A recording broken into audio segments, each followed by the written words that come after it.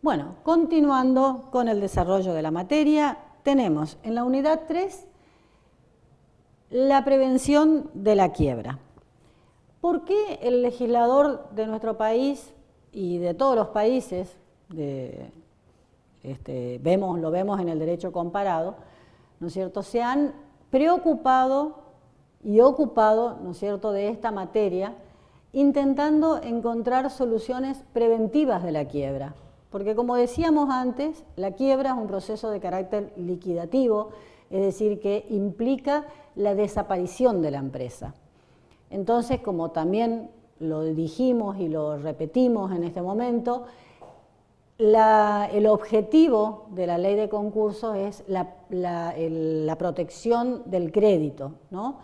Y cuando estamos frente a un proceso de quiebra, lamentablemente es una situación a través de la insolvencia, del estado de cesación de pago, que lleva a la desaparición de la empresa, a la liquidación de un patrimonio, la pérdida de una fuente de trabajo, y ustedes podrán medir la importancia que tiene eso en una economía, sea nacional, provincial o regional, quizás a través de la noticia, en algunos medios de comunicación, habrán tenido algún acercamiento al tema sobre el cierre de un supermercado, el cierre de una farmacia, de una constructora, ¿no? Y lo que eso significa, el cierre por causa de quiebra, ¿no? Esa pérdida de fuente de trabajo, sobre todo la protección del crédito, porque cuando se rompe la cadena de pagos, no solamente los acreedores son los que se ven perjudicados, sino la situación de ese deudor como sujeto y todas las relaciones comerciales, las relaciones jurídicas que haya entablado en el medio, en su comunidad. Sobre todo el tema del cierre de la fuente de trabajo, ¿no? Entonces, ha sido preocupación del legislador en las distintas leyes que se han dictado cómo prevenir la quiebra o qué remedio, qué instrumento facilitar a los sujetos que actúan en el comercio o incluso hasta al civil, porque en este momento, a partir de la ley 19.551, el régimen, vale aclarar, es para personas tanto civiles como comerciantes, rige para ambos. Entonces decía, en las sucesivas leyes que ustedes ven en la unidad 3, hay otra vez una referencia a esta enumeración de leyes que yo le había hecho, de la 4.156, la 11.719 y las sucesivas, donde se han instaurado distintos modos de prevenir la quiebra o por lo menos dar herramientas para salir de ese estado de cesación de pago, que tantas consecuencias negativas acarrea en la generalidad, ¿no es cierto?, en la sociedad en sí.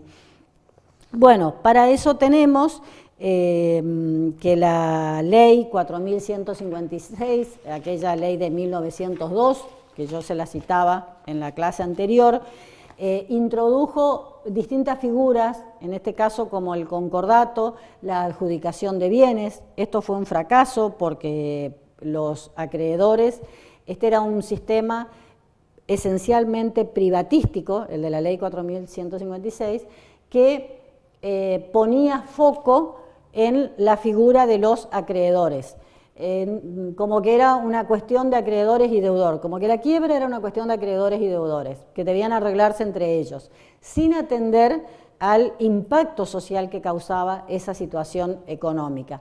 Entonces, el sistema instaurado por la ley 4.156 fue un fracaso porque los mismos comerciantes no votaban el acuerdo porque se quedaban con los bienes del deudor a través de esta figura de la adjudicación de bienes. Suprimió las moratorias que habían sido implantadas por el Código de Comercio, aunque también tuvo resultados desastrosos, y ahí aparece, 30 años después, se entendió la necesidad de una nueva ley de quiebras y aparece esta ley 11.719 en el año 1933. importó un paso adelante porque se pasó del ámbito privatístico o del criterio privatístico a uno esencialmente opuesto, como es el publicístico, es decir, la tutela del Estado. Se pasó del voluntarismo a la tutela del Estado. Bien, en este caso, este medio legislativo lo que hizo esencialmente fue facilitar la celebración del concordato preventivo. Por otro lado, introdujo la liquidación sin quiebra, que era como un procedimiento para el estímulo y la defensa de los deudores de buena fe, y a su vez suprimió esa adjudicación de bienes que había dado resultados negativos.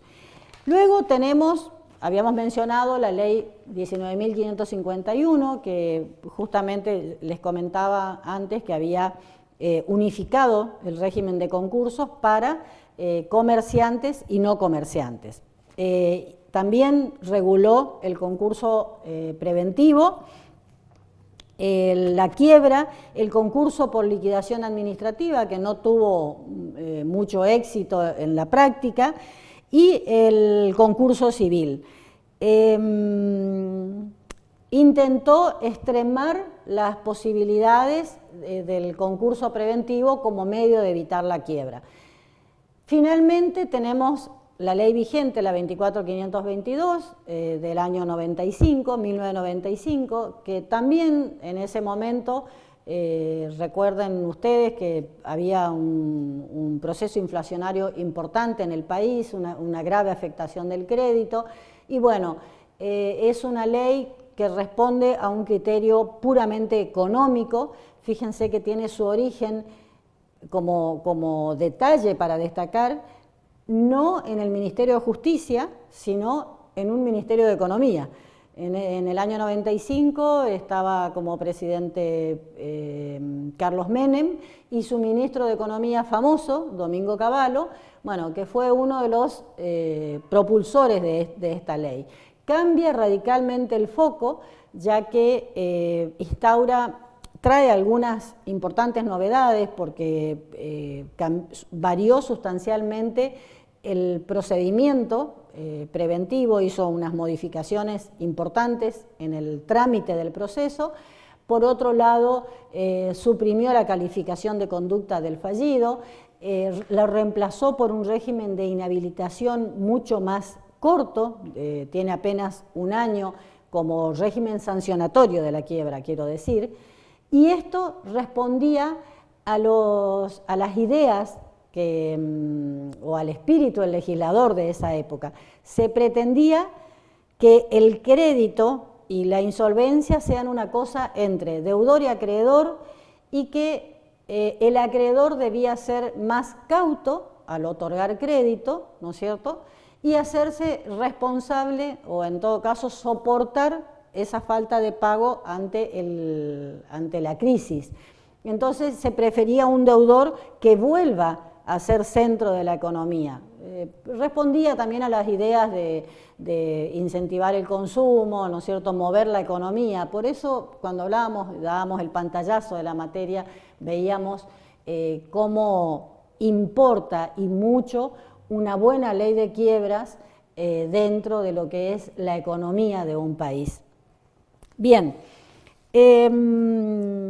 eso brevemente, ¿no es cierto?, lo deberían ampliar con la lectura de cualquier autor que trata in extenso el tema de la prevención de la quiebra en las distintas leyes. Esto es un pantallazo breve sobre ese tema. Fíjense que hace la referencia a esta unidad a dos puntos importantes. Uno es el llamado acuerdo preventivo extrajudicial, que también es otro medio para prevenir la quiebra de lo que se ocupa la ley vigente, la ley 24.522.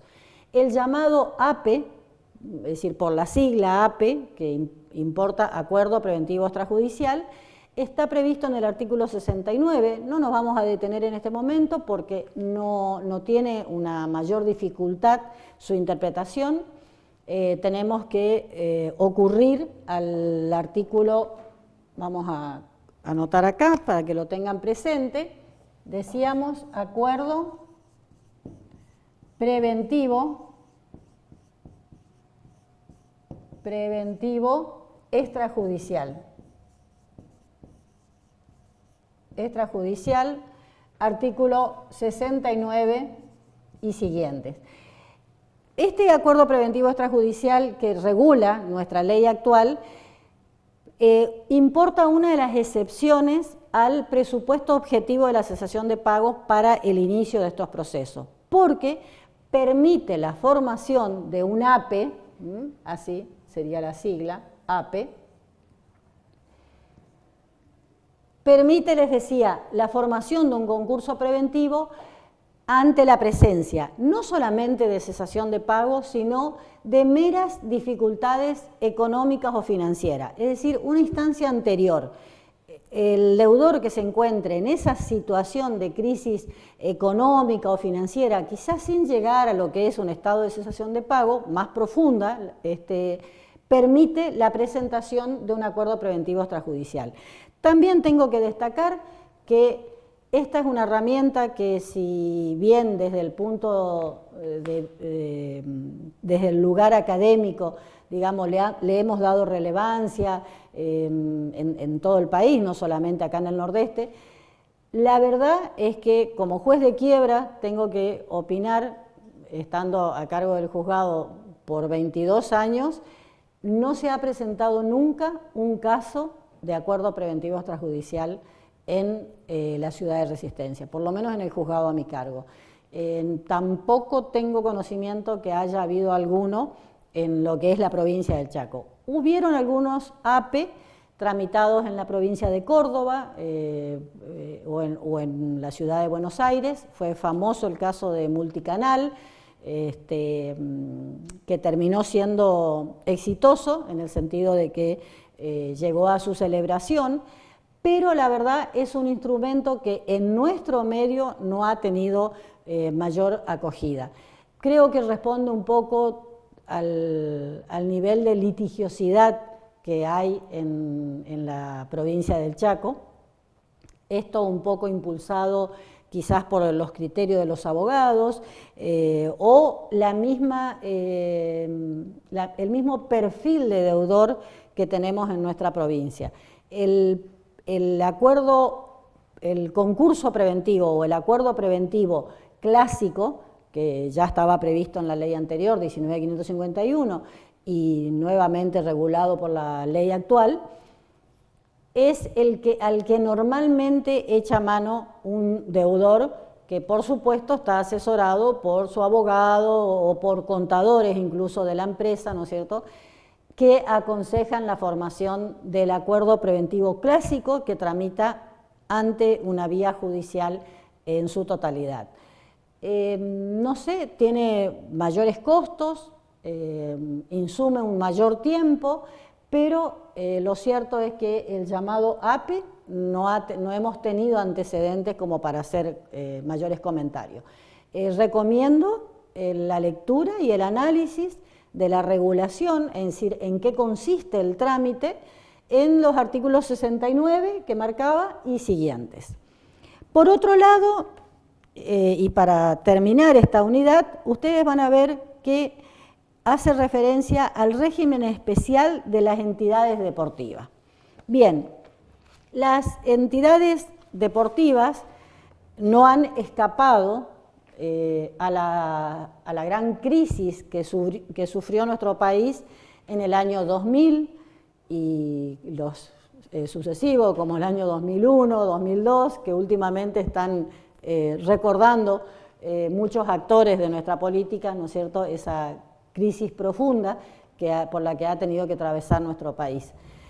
Les decía, las entidades deportivas, las entidades civiles, sobre todo las que estaban dedicadas a la práctica del fútbol, a la práctica del deporte y en especial el fútbol, no fueron ajenas a esta crisis a que hacía referencia. Y la única herramienta, el único instrumento del que disponían para salir de esa crisis de estado de cesación de pago en la que estaban inmersas, los clubes de fútbol sobre todo, era la ley de quiebras, y que no era un instrumento óptimo atendiendo a las características especiales que tienen estas entidades civiles. Generalmente los clubes de fútbol están desarrollando su actividad bajo la forma de una entidad civil. Y no era quizás la herramienta apta para aplicar en ese momento.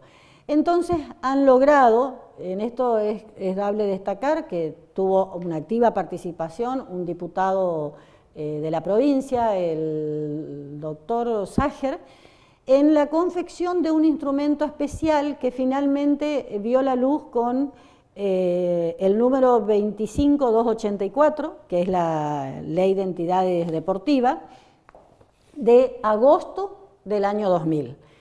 En realidad se trató, esta ley sale como una en carácter de emergencia, digamos, por la que estaban atravesando importantes clubes de la Argentina, como el caso de Racing, Talleres de Córdoba y unos cuantos otros, como una especie de paraguas gigante que protegiera en ese momento a estos clubes de fútbol de manera de evitar la quiebra con un remate de sus bienes y la desaparición de la persona jurídica, con todo lo que eso significa, ¿no es cierto?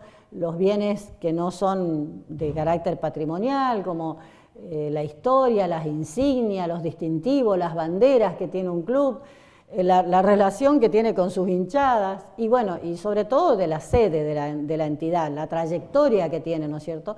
Nosotros tuvimos un caso muy emblemático que fue la quiebra de Forever y que fue también una de las situaciones que impulsó el dictado de esta ley por nuestro representante acá de la provincia que nombraba recién. Este es un régimen que sale con un objetivo claro que es la de proteger el deporte. El deporte como derecho está contenido en nuestra Constitución Nacional, o sea que esta ley tendió justamente a la protección de ese derecho. La idea era que estas entidades puedan continuar con sus actividades, además tener un control judicial sobre los derechos federados que tienen que ver con la compra y venta de jugadores de fútbol, que significan importantes ingresos o egresos de parte de ese club. Por otro lado, por supuesto, continuar con las actividades tendientes a sanear el pasivo. ¿Y cuál fue la forma que idearon? Una administración judicial, a través de un órgano fiduciario de carácter profesional, idóneo, probo, ¿no es cierto? Este órgano fiduciario era tripartito, está conformado por un abogado, un contador y un experto en materia deportiva, y se preveía un plazo de duración de todo ese proceso de saneamiento de 9 años, repartido en periodos de 3 años que podían ser renovables por 3 y por último 3 años. Que en casos, que en el caso que nos ocupó a nosotros, el caso de Forever, llevó el total de ese plazo durante 9 años, creo que terminó siendo un proceso positivo porque se logró se logró evitar la quiebra, porque de eso estamos hablando, ¿no? Formas de prevenir la quiebra. Y de eso trata este tema de las leyes de entidades financieras.